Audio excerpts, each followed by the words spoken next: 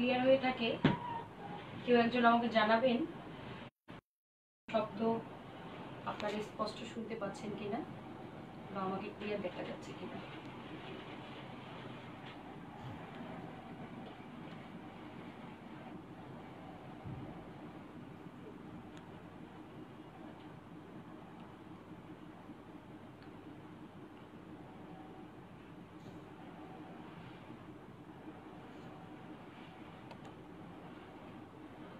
কথা স্পষ্ট শুনতে পাচ্ছেন? সাউন্ড ঠিক আছে? কেউ একজন জানাবেন দয়া করে।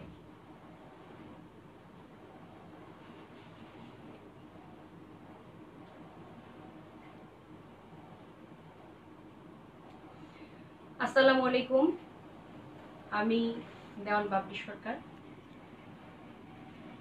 আশা করি আপনারা সবাই আল্লাহর রহমতে এই মহামারী যে দুর্যোগ শুরু হয়েছে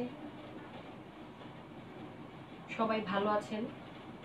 আমিও আল্লাহর রহমতে ভালো আছি। আজকে একটি গুরুত্বপূর্ণ বিষয় নিয়ে আপনাদের সামনে হাজির হয়েছি, যা আমার মনে হয় অনেকে জানেন বা অনেকে জানেন না। কারণ প্রকৃতপক্ষে মানুষ যারা আমরা বাজে জিনিসগুলো অনেকেও দেখেও দেখে না।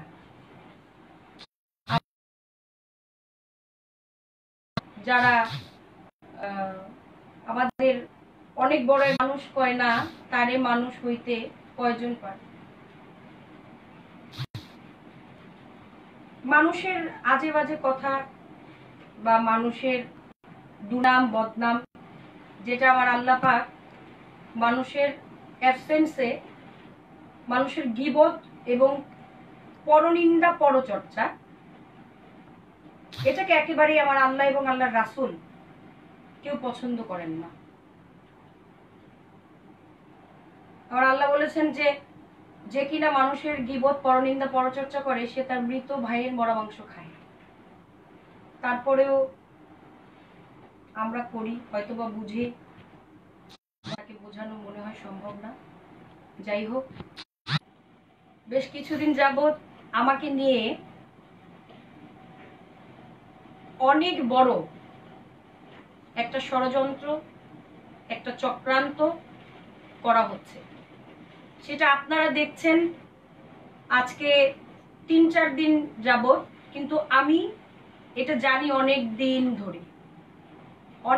ধরে আমাকে নিয়ে বিগত দিনগুলো থেকেই আমি এবং আমার পরিবারকে নিয়ে এই চক্রটা ব্যাপকভাবে তারা এগিয়ে যাচ্ছে এবং এখন শেষ পর্যন্ত কিছু ফেক আইডির মাধ্যমে কিছু ছবি এডিট করে আমার মান সম্মান ইজ্জত নষ্ট করার জন্য, আমাকে সমাজে হেয় প্রতিপন্ন করার জন্য, আমাকে ছোট করার জন্য তারা বেশ শক্তিশালী এবং একজোট হয়ে নেমেছে। এখন তারা যেহেতু বলছে, অনেকে প্রশ্ন করতে পারেন বাবলি আপা বা বোন বা মা বা খালা, যার যেমন সম্পর্ক, তারা কারা? I don't know. আমি সত্যিই জানি না কোথার থেকে এগুলো হচ্ছে, কিভাবে এগুলো হচ্ছে। তবে আমার যতটুকু মনে হয় বিশাল বড় একটা চক্র, বিশাল বড় একটা ষড়যন্ত্র এই বাউল গানটাকে ধ্বংস করে দেওয়ার জন্য। এই বাউল গানটা এমনিতে তো শেষের পথে প্রায়। আমার দুঃখটা হলো এই জায়গায়, আমি একটা কথা আজকে আমার বাউল বিচার গান ভক্ত আশেকান, বাউল ভাই বোন, যারা বয়োজ্যেষ্ঠ, যারা বাউল গান করে গেছেন, যারা আমাদেরকে এটা শিখিয়েছেন, তারা বাবার মতো পিতৃ সমতুল্য, এবং বয়োজ্যেষ্ঠ যারা আছেন নারী মহিলা শিল্পী, তারা আমার মায়ের মতো। একজন বাউল প্রকৃতপক্ষে, আমি এটা বিশ্বাস করি না আজকে আমি আমার এই জায়গা থেকে যে কোনো বাউল শিল্পী আমার কোনো ভাই কিংবা আমার কোনো বোন কিংবা আমার বাবা বা আমার কোনো মা যারা এই বাউল গান করে, তারা এই কাজটা করতে পারে না। কারণ আজকে বাউলদের উপরে কি ধরনের অন্যায় অত্যাচার, কি ধরনের চক্র, কি ধরনের ষড়যন্ত্র ঘুরতেছে, সেটা আমাকে নিয়ে যেমন আজকে 2 দিন 4 দিন হয়েছে, বিগত দিনে অনেক শিল্পীদেরকে নিয়ে এরকম হয়ে গেছে।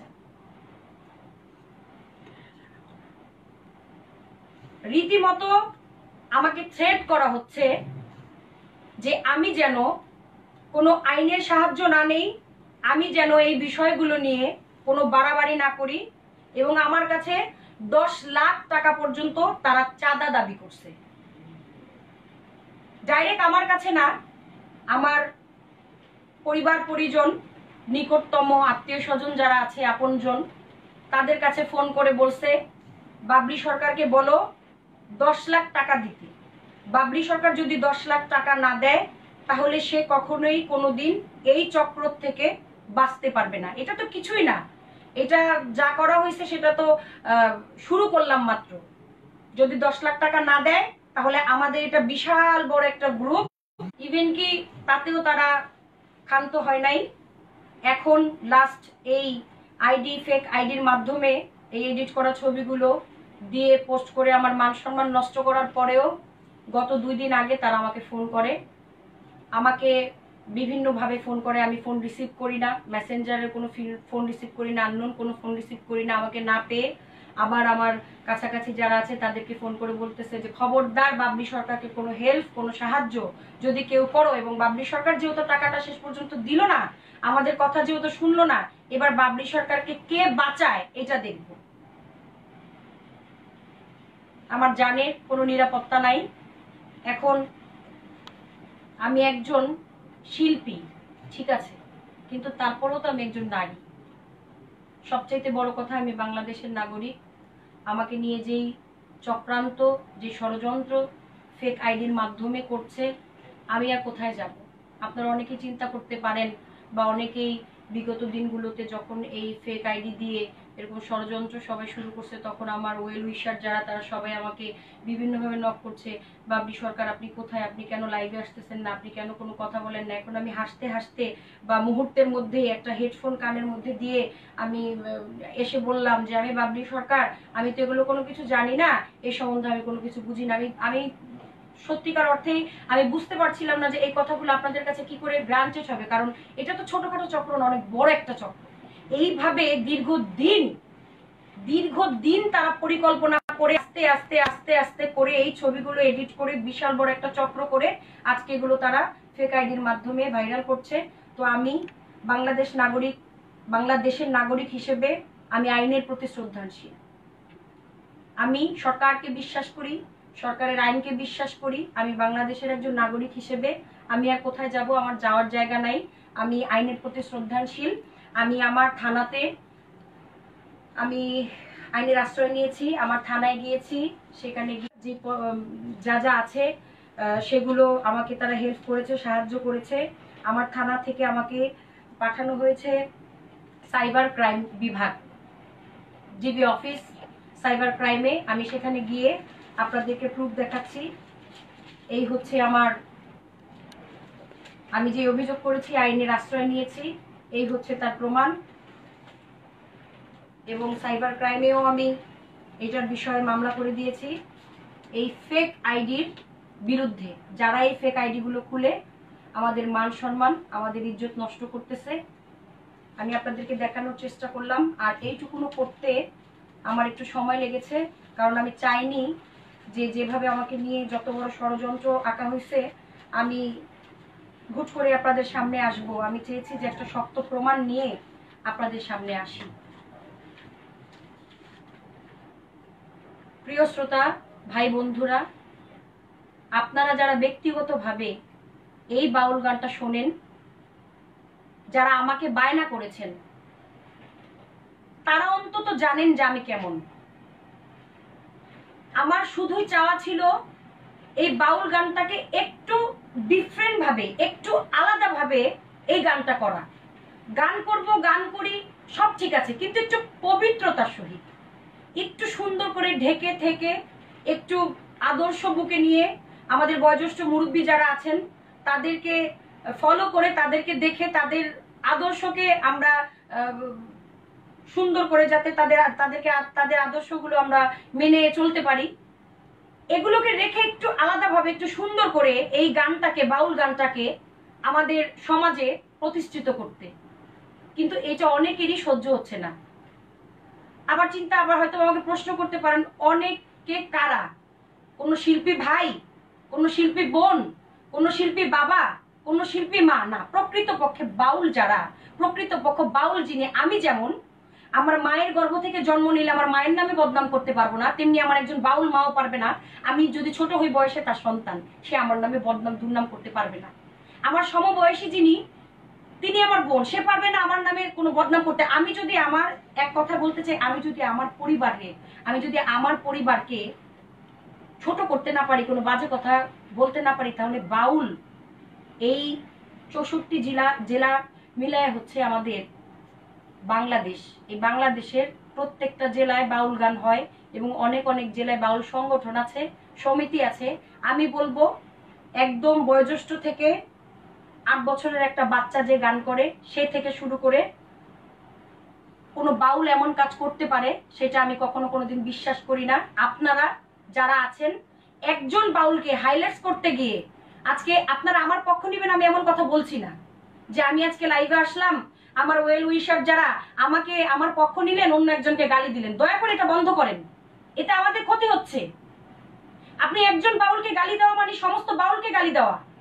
আপনি আজকে আমার পক্ষ নিয়ে আমাকে মাথার টাচ বানাচ্ছেন, আর অন্য একটা বাউলকে কথা বলে রাস্তায় নামাই দিচ্ছেন। এটা আমার লজ্জা, এটা আমার শরম। বাউল গানটা নাই, বাউল গানটা শেষ হয়ে যাচ্ছে। দয়া করে আপনারা বাঁচান। আর এই ক্ষতিগুলো করতেছে তারা, যারা কিনা এই বাউল গানটাকে পছন্দ করে না, যারা বাউলদেরকে পছন্দ করে না, যারা বাউল গানকে পছন্দ করে না। আমার ব্যক্তিগতভাবে কারো প্রতি কোনো আক্রোশ নেই, আমার কারো প্রতি ব্যক্তিগতভাবে কোনো আক্রোশ নাই। আমি আপনাদের সামনে এসেছি, আপনাদের সামনে যদি না আসতাম আপনারা ওকে ভুল বুঝতেন। আপনারা হয়তো চিন্তা করতেন বাবলি সরকার কোথায়, সে কেন আসে না, সে কোনো কথা বলে না। আমি যে আমি সর্বোচ্চ চেষ্টা করেছি আমাকে নির্দোষ প্রমাণ করার জন্য। আমি আইনের প্রতি শ্রদ্ধাশীল। আমি বাংলাদেশ সাইবার ক্রাইমে গিয়েছি, আমি সেখানে মামলা করেছি, আমার থানায় মামলা করেছি। আমি এই ফেক আইডি গুলো তাদের হাতে তুলে দিয়েছি, তারা অলরেডি তদন্ত শুরু করে দিয়েছে। যারাই ফেক আইডি গুলো দিয়ে, এই ফেক এডিট করা ছবি দিয়ে আমার মান সম্মান ইজ্জত নষ্ট করতে চাচ্ছে, খুব তাড়াতাড়ি, খুব শীঘ্রই এই চক্র এবং এই লোকগুলো, এই মানুষগুলো ধরা পড়বে। আমি যেমন দেখতে পারবো, আপনারাও তেমন দেখতে পারবেন। প্রিয় দর্শক বন্ধুরা, আপনারা শুধু আমাকে না, আমি আজকে প্রত্যেকটা বাউলের প্রতিনিধি হয়ে ফেসবুকে কোনো কিছু আপনারা কখনো দেখেন, এটা আপনারা সত্যি মিথ্যাটা যাচাই না করে, ঠিক মতো এটাকে যাচাই না করে কাউকে ভুল বুঝবেন না, কাউকে ভুল বুঝবেন না। এটা আপনাদের কাছে অনুরোধ রয়ে গেল। আপনারা আমাদের জন্য দোয়া করবেন। সমস্ত বাউল শিল্পী যে যেখানে আছে সবার জন্য আপনারা দোয়া করবেন। আল্লাহ যেন আমাদেরকে এই বিপদ থেকে, আমি একটা জিনিসই বুঝি না, আহারে মানুষ, যেখানে মহামারী করোনা ভাইরাস, যেখানে মানুষের জীবন আজকে পর্যন্ত আমি জানি না যে আগামীকালকে আমি বাঁচবো, একটা অদৃশ্য শক্তি মানুষকে মেরে ফেলছে। একটা ট্রাক অ্যাক্সিডেন্ট করলেও কিন্তু মানুষকে দেখা যায়, মানুষের এখানে খুলে গেছে, এখানে খুলে গেছে, কিংবা মাথাটা শেষ হয়ে গেছে, পাটা ল্যাংড়া হয়ে গেছে, মানুষ মরে যায়। এটা কিন্তু একটা অদৃশ্য শক্তি, দেখা যায় না, ধরা যাচ্ছে না, ছোঁয়া যাচ্ছে না, কিন্তু শেষ হয়ে যাচ্ছে। যার হচ্ছে সে বাঁচতে পারতেছে না। যেখানে আমি বাঁচতে পারবো না, সেখানে আবার আর একটা মানুষকে নিয়ে, একটা মানুষের মান সম্মান ইজ্জত নষ্ট করে মানুষকে রাস্তায় নামাই দিতে চাচ্ছি। আল্লাহ জানে, আল্লাহ যেন তাদেরকে হেদায়েত দান করে। সবাইকে বলবো আমরা কেউ যেন কারো কোনো ক্ষতি না করি, এগুলো করে কোনো লাভ নাই তো। সত্যি যেটা, সেটা চিরজীবন সত্যি। আর মিথ্যা যেটা, সত্যের নাও সারা জীবনই ভেসে থাকে। আর মিথ্যার নাও যেটা, মিথ্যা কথার অনেক শক্তি থাকে, অনেক জোর থাকে, অনেক গ্রুপ থাকে, অনেক শক্তি থাকে, সেটা ক্ষণিকের জন্য। আমি বলবো সেটা ক্ষণিকের জন্য, কিন্তু সত্যি যেটা, সেটা কোনো না কোনো দিন, টুডে অ্যান্ড টুমরো, আজ অথবা আগামীকাল কোনো না কোনো ভাবে এইটা ভেসে উঠবে। কিন্তু দুঃখ কি জানেন? দুঃখ হয়েছে কেউ দেখতে পারে, কেউ দেখতে পারে না, কেউ বুঝতে পারে, কেউ বুঝতে পারে না। আজ এই পর্যন্তই, আমি আর কিছু আপনাদেরকে বলতে চাই না। আবারও বলছি আপনাদের কাছে অনুনয় করে বলছি, আজকে আমার পক্ষ নিয়ে কথা বলতে গিয়ে অন্য 2-4 জনকে কেউ গালাগাল করবেন, এটা করবেন না। কারণ আমাকে ভালো বলা, আমি মনে করব সমস্ত বাউলকে ভালো বলা। আমাকে একটা গালি দেওয়া, সমস্ত বাউলদেরকে গালি দেওয়া। কেউ কারো পক্ষ বিপক্ষ না নিয়ে সত্যিটা আপনারা দেখেন। আমি আইনের আশ্রয় নিয়েছি, আইন এটা দেখবে কোনটা সত্যি কোনটা মিথ্যা, এটা আপনারাও জানতে পারবেন। সব শেষে শুধু একটা কথাই বলতে চাই, আমি তো শিল্পী মানুষ, অনেকে অনেক কমেন্টস করতেছে, যদিও সব কমেন্টস তো আর পড়া সম্ভব না, আর আমি পড়বো না। আমি সচরাচর লাইভে আসি না, আমার ব্যক্তিগত কোনো বিষয় থাকলে হয়তো বা আসি একটু। এখন তো গান নাই সময় কাটানোর জন্য। অনেকেই লিখছে বাবলি আপা একটা গান করেন, একটা গান করা যাবে নাকি। তো এই মুহূর্তে একটা কথা বিদায়ের সুরে সুরে আমি একটু বলে যেতে চাই, কারণ যদি কালকে করোনা ভাইরাস হয়ে যায়, নাও তো থাকতে পারি। যেই সংগ্রাম, যেই চক্র, যেই ষড়যন্ত্র শুরু হয়েছে, এটার সত্যটা আমি চেষ্টা করেছি সবাইকে বোঝানোর জন্য। এবং আমার হাতে যে প্রুফ আছে, আমি আদালত থেকে, আমি সাইবার ক্রাইম থেকে আমার যে বিচারের আমার যেটুকু আমার কাছে আছে, আমাকে তারা যা দিয়েছে যে আপনি এটাই নিয়ে যান, আমি দিয়েছি আপনাদের কাছে। আপনারা এটা ভালো মন্দ অবশ্যই বুঝতে পারবেন, অবশ্যই দেখতে পারবেন। শুধু বিদায় লগ্নে একটা কথাই বলবো, হার জিত চিরদিন থাকবে, তবু এগিয়ে যেতেই হবে। বাধা বিঘ্ন না পেরিয়ে বড় হয়েছে কে কবে। হার জিত চিরদিন থাকবে, তবু এগিয়ে যেতেই হবে। বাধা বিঘ্ন না পেরিয়ে বড় হয়েছে কে কবে। কে প্রথম আর কে দ্বিতীয় ভাবছো কেন মিছে, আসল কথা সামনে যাব, রইব না কেউ পিছে। কে প্রথম আর কে দ্বিতীয় ভাবছো কেন মিছে, আসল কথা একদিন সামনে যাব, রইব না কেউ পিছে। জীবনটা তো অনেক বড়, মনটা কেন ছোট করো। জীবনটা তো অনেক বড়, মনে কিছু নয়, মানুষ যদি হতে পারে। আর জিত চিরদিন থাকবে। সবাই দোয়া করবেন, সবাই সবার জায়গা থেকে ভালো থাকেন। আল্লাহ পাক যেন সবাইকে সুস্থ রাখে, সবাইকে সুন্দর রাখে। সবাই ভালো থাকেন। আসসালামু আলাইকুম। সবার জন্য সবাই